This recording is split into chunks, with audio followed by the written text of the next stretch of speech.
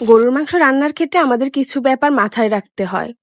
যেমন মাংসের কালারটা কেমন হয়েছে, মাংস প্রপারলি সিদ্ধ হয়েছে কিনা, সবথেকে ইম্পর্টেন্ট হলো মাংসের টেস্টটা কেমন হয়েছে। আসসালামু আলাইকুম everyone, welcome to AN kitchen. তাহলে চলুন আর কথা না বাড়িয়ে আমরা রেসিপিতে চলে যাই। প্রথমে একটি প্যানে আমি তেল নিয়ে নিব। আমি এখানে সয়াবিন তেল ইউজ করেছি, আপনারা চাইলে সরিষার তেলও ইউজ করতে পারেন। তেলটি হালকা গরম হয়ে আসলে আমি এখানে দিয়ে দিব 3টি শুকনো মরিচ। তারপর দিয়ে দিব আমি তেজপাতা এবং আমি এগুলোকে ভালোভাবে নাড়াচাড়া করে ভেজে নিব। এরপর দিয়ে দিব গোটা খানিক গরম মশলা। এখন আমি এগুলোকে ভালোভাবে ভেজে নেব। খেয়াল রাখতে হবে মশলাগুলো যেন পুড়ে না যায়। হয়ে যাওয়া মশলাগুলোর সাথে এখন আমি অ্যাড করে নিব 1 কাপ পরিমাণ পেঁয়াজ কুচি। আমি এখানে 250 গ্রাম পেঁয়াজ কুচি ব্যবহার করেছি, কারণ আমি 1 কেজির মতো মাংস রান্না করব। আপনারা কিন্তু চাইলে আপনাদের ইচ্ছামতো পেঁয়াজের পরিমাণটা কমও করতে পারেন বা বেশিও করতে পারেন। পারফেক্ট গরুর মাংস রান্না করার জন্য আমাদের কিন্তু মশলার পরিমাণটা একদম ব্যালেন্স রাখতে হবে। যার জন্য আমি এখানে 1 কেজি গরুর মাংসের জন্য 250 গ্রাম পেঁয়াজ নিয়ে নিয়েছি। বেশি হলে সমস্যা নাই, কিন্তু আপনারা এই পরিমাণ পেঁয়াজটা দিলে পারফেক্ট একটা গ্রেভি পাবেন। পেঁয়াজগুলোকে আমি হালকা বাদামি হওয়া পর্যন্ত ভেজে নিব। এখন আমি দিয়ে দিব 1 টেবিল চামচ রসুন বাটা। এরপর দিয়ে দিব 1 চামচ আদা বাটা। এখন আদা বাটা আর রসুন বাটাটার কাঁচা স্মেলটা দূর না হওয়া পর্যন্ত আমি এগুলোকে ভালোভাবে ভেজে নেব, কারণ আদা আর রসুনের একটা কাঁচা স্মেল আছে, যা ভেজে না নিলে তরকারির স্বাদ নষ্ট করবে। আমি লো হিটে মশলাগুলোকে ভালোভাবে ভেজে নিব। আমি মশলাগুলোকে অনবরত নাড়তে থাকবো যেন মশলাগুলো পুড়ে না যায়, আর হিটটা কিন্তু একদম লো থাকবে। আমার মশলাগুলো একদম ভাজা হয়ে গেছে এবং মশলাটা থেকে একদম সুন্দর একটি স্মেল আসতেছে। এখন আমি এখানে অ্যাড করে নিব 1 চা চামচ লাল মরিচের গুঁড়ো। যেহেতু আমি মশলায় পানি ব্যবহার করিনি, তাই আমি এগুলোকে ভালোভাবে মিক্সড করে নিব।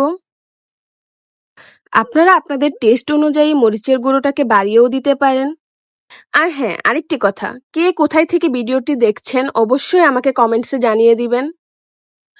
এখন আমি অ্যাড করে নিব 1 চা চামচ হলুদের গুঁড়ো। এখন দিয়ে দেব 1 চা চামচ জিরা গুঁড়ো। তারপর দিয়ে দিব 1 চা চামচ ধনিয়া গুঁড়ো। এখন আমি পানি দিয়ে মশলাগুলোকে ভালো করে কষিয়ে নিব। আর হ্যাঁ, একটা টিপস আপনাদের জন্য, মশলাগুলোকে যত ভালো করে কষাবেন মাংসের টেস্ট কিন্তু তত গুণ বেড়ে যাবে। এখন আমি মশলাটাকে একটা ঢাকনার সাহায্যে ঢেকে দিব।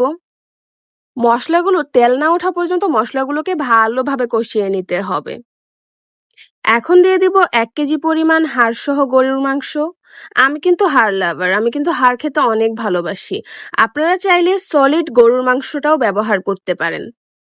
এখন আমি লবণ দিয়ে দিব, আপনারা আপনাদের স্বাদ অনুযায়ী লবণ দিয়ে দিবেন। এখন আমি মাংসগুলোকে মশলার সাথে ভালোভাবে মিশিয়ে নিব। এরপর একটি ঢাকনার সাহায্যে মাংসগুলোকে ঢেকে দিব। এরপর দিয়ে দেব গরম মশলা। মনে রাখবেন, মাংস থেকে যখন পানি ছেড়ে দিবে ঠিক ওই সময়ই কিন্তু গরম মশলাটা অ্যাড করতে হবে, তার আগে অবশ্যই গরম মশলা অ্যাড করবেন না। এর আগে যদি আপনারা গরম মশলা অ্যাড করেন তাহলে কিন্তু মশলাটার সুগন্ধ নষ্ট হয়ে যাবে।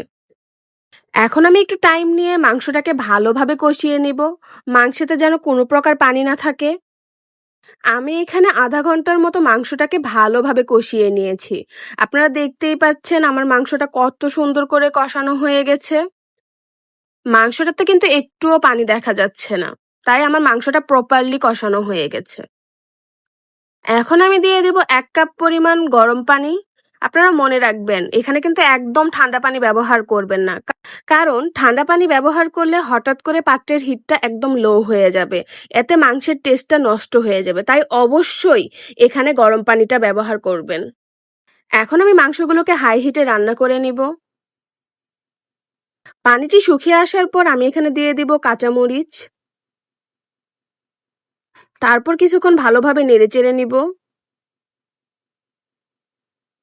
এই তো আমার মাংসটা একদম হয়ে এসেছে, আপনারা দেখতেই পাচ্ছেন মাংসটা কতটা জুসি হয়েছে। আর হ্যাঁ, এমন মজার মজার রেসিপি পাওয়ার জন্য অবশ্যই আমার চ্যানেলটাকে সাবস্ক্রাইব করে দিবেন।